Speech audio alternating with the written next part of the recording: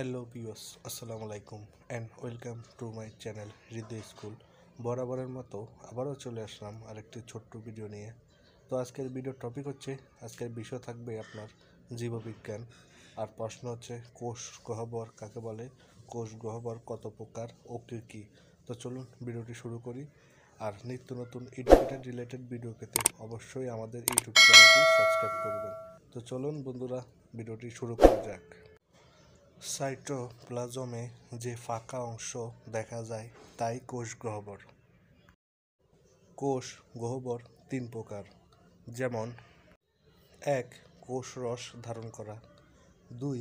প্রয়োজনীয় বর্জ্য পদার্থ ধারণ করা, 3. আহরিত খাবার সংরক্ষণ করা ইত্যাদি। প্রিয় বন্ধুরা, এ হচ্ছে কি আজকের ভিডিওটি যদি ভালো লেগে থাকে একটি লাইক দিয়ে দিবেন। আর যারা এখনও চ্যানেলটি সাবস্ক্রাইব করেন চ্যানেলটি সাবস্ক্রাইব করে পাশের বেল আইকনটি অন করে দিবেন, যেন পরবর্তী আপডেট পেতে মিস না করেন।